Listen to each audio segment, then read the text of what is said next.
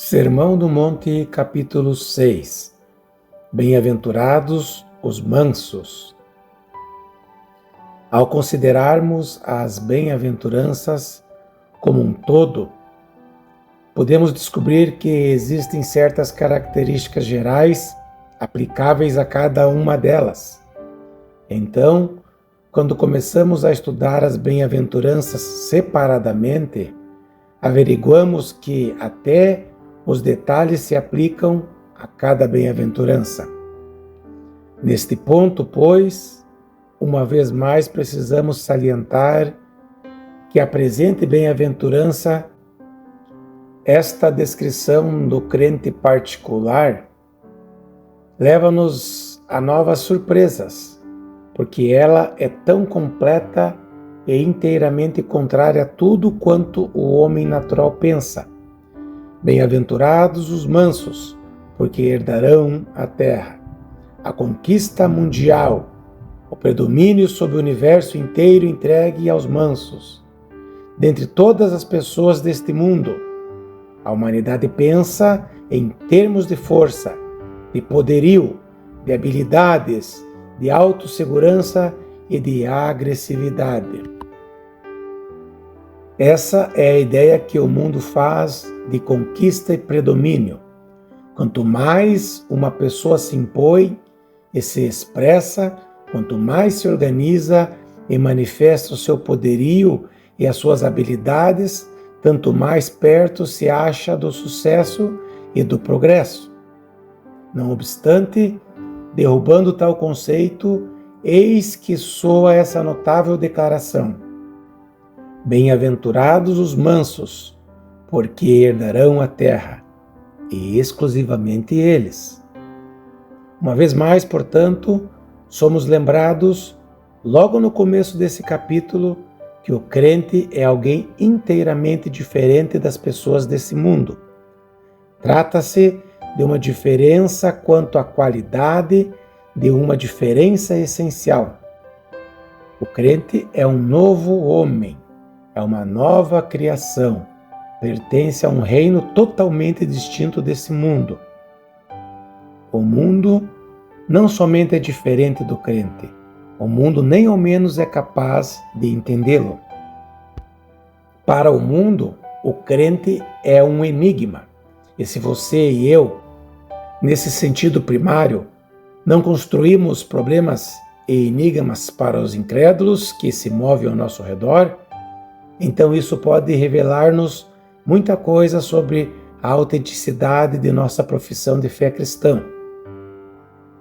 A enunciação dessa bem-aventurança deve ter sido recebida como um grande choque para os judeus dos dias do nosso Senhor. E, conforme concordamos ainda no começo desse volume, não podemos duvidar que Mateus tivesse escrito primordialmente para os judeus. Mateus coloca as bem-aventuranças quase no início do seu evangelho, precisamente por esse motivo. Os judeus entendiam determinadas ideias sobre o reino de Deus, as quais, conforme você deve estar lembrado, não somente eram ideias materialistas, mas também militaristas. Para eles, o Messias seria uma notável figura militar que apareceria a fim de outorgar-lhes o triunfo final na guerra contra os seus adversários. Por isso é que eles pensavam em termos de conquista e de luta por bênçãos materiais. Mas nosso Senhor negou prontamente todas essas ideias.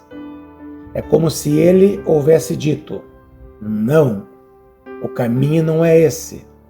Eu não sou nada disso, e nem o meu reino se reveste dessa natureza. Bem-aventurados os mansos, porque eles herdarão a terra. Essas palavras foram um violento contraste com a maneira de pensar daqueles judeus. Outros sim, essa bem-aventurança também contrasta com uma apreciável parcela do pensamento da igreja cristã nos nossos dias. Porventura, não se manifesta na igreja uma patética tendência de se pensar em termos de luta contra o mundo, contra o pecado e contra aquilo que faz oposição a Cristo, por intermédio de grandes organizações? Estaria eu equivocado ao sugerir que o pensamento prevalente e controlador no seio da Igreja cristã ao redor do mundo parece ser exatamente o contrário daquilo que nos é indicado no presente texto? Dizem os evangélicos modernos: ali está o poderoso inimigo em pé de guerra contra nós, e aqui está a dividida Igreja cristã. Precisamos unir-nos todos, precisamos todos de alguma gigantesca organização a fim de enfrentarmos esse inimigo organizado. Somente então conseguiremos causar impacto, somente então venceremos. Não obstante, bem-aventurados os mansos, e não aqueles que confiam em suas organizações, que confiam em suas forças, capacidades e instituições. Antes, cumpre-nos pensar segundo um exato reverso dessas ideias. Ora, esse é o ensino que encontramos não somente nesta bem-aventurança, mas também em todo o resto das Escrituras. Pode-se ver claramente esse princípio na história de Gideão, quando Deus continuou reduzindo o número dos combatentes, ao invés de aumentá-lo. Este é o método espiritual, e isso também é enfatizado nessa admirável declaração do Sermão do Monte. Ao abordarmos essa declaração, antes de tudo devemos procurar examiná-la em sua relação para com as demais bem-aventuranças. É claro que essa afirmativa de Jesus dá prosseguimento àquilo que fora dito anteriormente. Há uma óbvia conexão lógica entre essas diferentes bem-aventuranças. Cada uma delas sugere a próxima, e a ela conduz. As bem-aventuranças não foram proferidas ao acaso. Em primeiro lugar, há aquele postulado fundamental sobre a necessidade de sermos humildes de espírito. Essa é a atitude de espírito primária e fundamental, a qual, por sua vez, conduz à condição de espírito lamentoso, quando tomamos consciência de nossa pecaminosidade. E isso, por sua vez, leva ao espírito de mansidão. Entretanto, quero enfatizar isso. Não somente detectamos essa conexão lógica entre as bem-aventuranças, é mister enfatizar igualmente que as bem-aventuranças, na medida em que vão sendo enunciadas, se vão tornando progressivas e mais difíceis. Em outras palavras, aquilo que passamos a considerar agora é mais percrustador, mais difícil, mais rebaixador e humilde do que tudo quanto antes havia sido considerado neste Sermão do Monte. Podemos considerar a presente bem-aventurança de acordo com o seguinte ponto de vista. A primeira bem-aventurança recomenda-nos a tomar consciência de nossa própria debilidade e falta de aptidão. Ela confronta-nos com o fato que temos de enfrentar Deus, não somente nos 10 mandamentos e na lei moral, mas igualmente no Sermão do Monte e na vida do próprio Senhor Jesus Cristo. Qualquer indivíduo que sinta que, através de suas próprias forças, é capaz de concretizar tudo isso, nem ao menos começou a ser crente. Não, esta bem-aventurança leva-nos a sentir como um nada e tornar-nos humildes de espírito e sentimos-nos verdadeiramente desamparados. Qualquer indivíduo que imagine ser capaz de viver a vida cristã somente com as próprias forças, exatamente por isso está proclamando que não é crente. Quando realmente percebemos aquilo que deveríamos ser, que deveríamos fazer, inevitavelmente nos tornamos humildes de espírito. Por sua vez, isso conduz a pessoa ao segundo estágio, no qual, tendo percebido a sua própria natureza pecaminosa, tendo notado a incapacidade devido ao pecado que nela habita e tendo visto o pecado até nas suas melhores ações, pensamentos e desejos, tal pessoa lamenta-se chorando e clama à semelhança do grande apóstolo: Desventurado homem que sou, quem me livrará do corpo desta morte?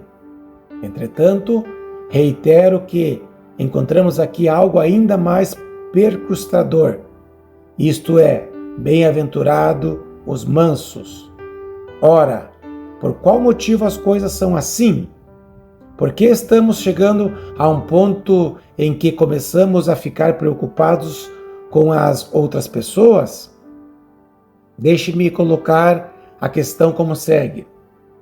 Posso ver a minha própria nulidade e desamparo face a face com as exigências do Evangelho e com a lei de Deus. Ao mostrar-me honesto comigo mesmo, tomo consciência do pecado e da maldade que em mim existem, e isto me puxa para baixo. Dessa maneira, preparo-me para enfrentar ambas essas coisas. Não obstante, mais difícil ainda é permitir que outras pessoas digam coisas dessa natureza ao meu respeito. Instintivamente, sinto-me ressentido. Todos nós preferimos condenar-nos a nós mesmos e não que outras pessoas nos condenem.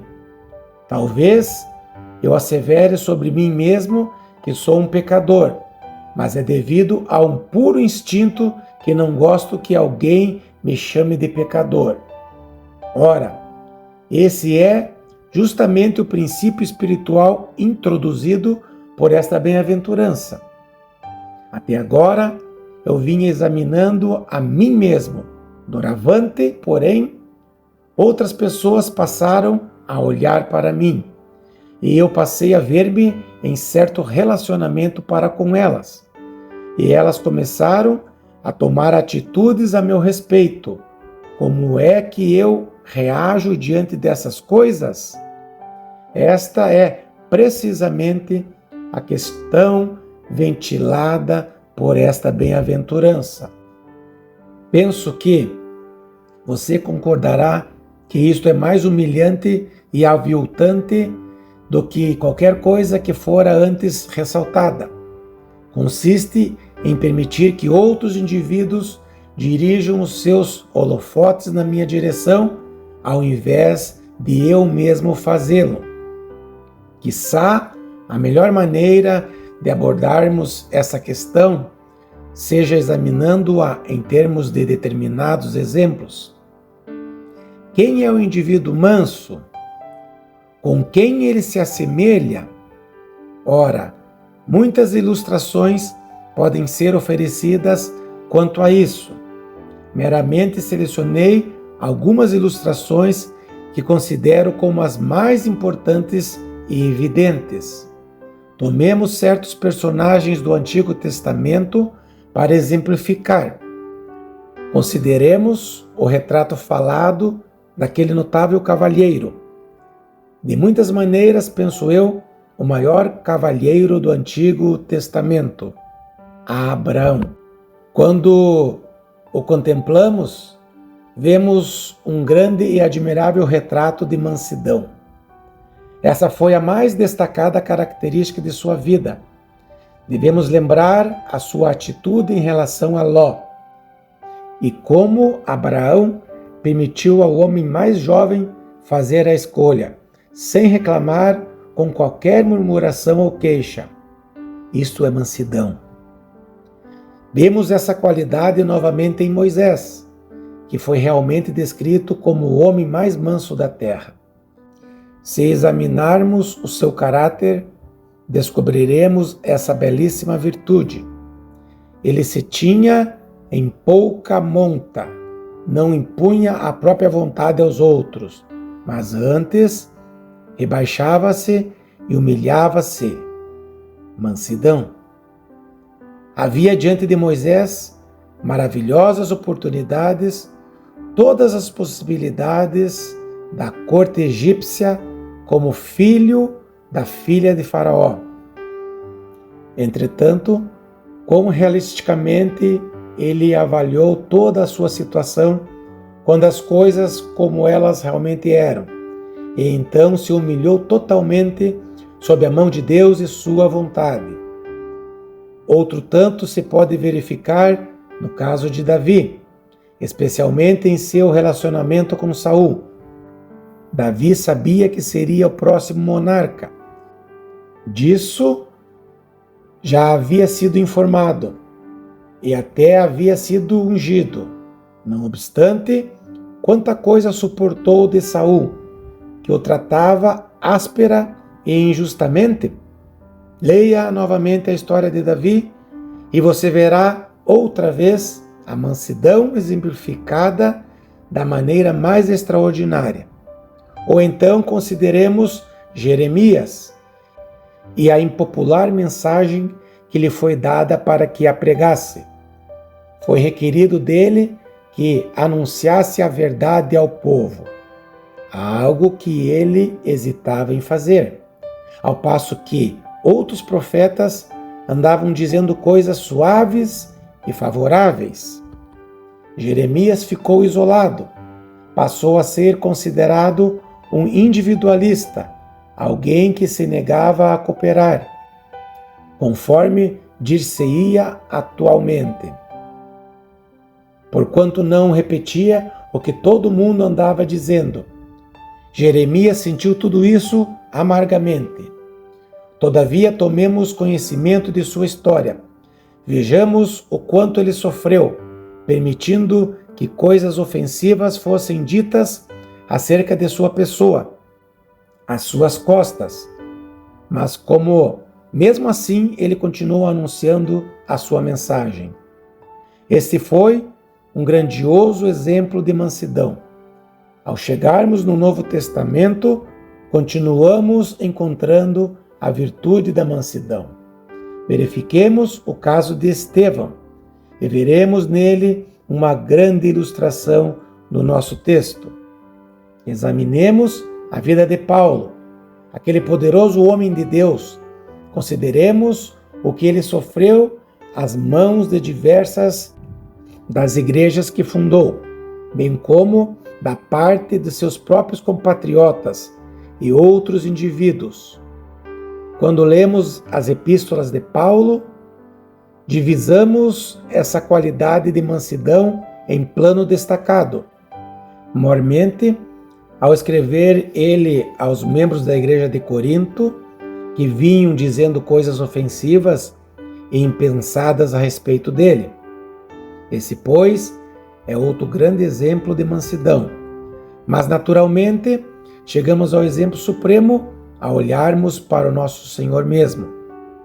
Ele disse: Vinde a mim, todos que estáis cansados, e eu vos aliviarei, porque sou manso e humilde de coração, como está em Mateus, capítulo 11, versículos 28 e 29. Vemos essa virtude na vida inteira de Jesus. Vemo-la em sua reação para com outras pessoas, especialmente na maneira como ele sofreu perseguições e escárnios, sarcasmo e menosprezo. Com razão, fora dito a respeito dele: não esmagará a cana quebrada, nem apagará a torcida que fumega, como está em Isaías capítulo 42, versículo 3. A atitude de Cristo para com seus inimigos, mas talvez ainda mais a sua completa submissão ao Pai, demonstram a sua mansidão. Jesus declarou: As palavras que eu vos digo, não as digo por mim mesmo, mas o Pai que permanece em mim faz as suas obras, como está em João capítulo 14, versículo 10. Voltemos, pois, os olhos para Cristo, no jardim do Getsêmani. Consideremos o seu retrato falado em Filipenses 2, onde Paulo nos diz que Jesus não considerou sua igualdade com o Pai como uma prerrogativa a qual deveria aferrar-se a todo custo. Não, mas ele resolveu viver como homem e assim o fez. Humilhou-se a si mesmo e se tornou servo, tendo-se sujeitado à própria morte, e morte por crucificação. Ora, isso é mansidão, isso é humildade, a verdadeira humildade. Essa é a qualidade que o próprio Cristo nos ensinava a essa altura do Sermão do Monte. Pois bem, que é mansidão? Temos examinado alguns exemplos representativos que vimos neles. Em primeiro lugar, notemos novamente que não se trata de alguma qualidade natural, não é uma questão de disposição de berço, porquanto espera-se que todos os crentes sejam assim, e não somente alguns.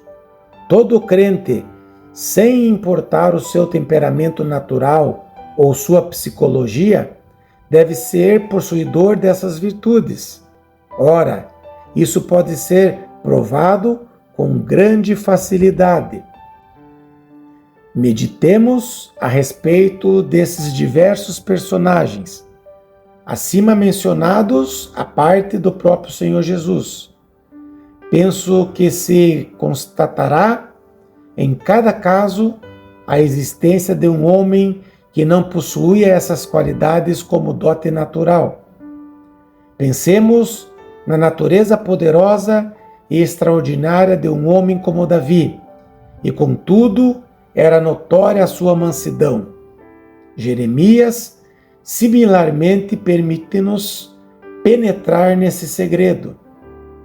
Ele revela-nos que se sentia quase como um caldeirão fervente, e, no entanto, era um homem manso.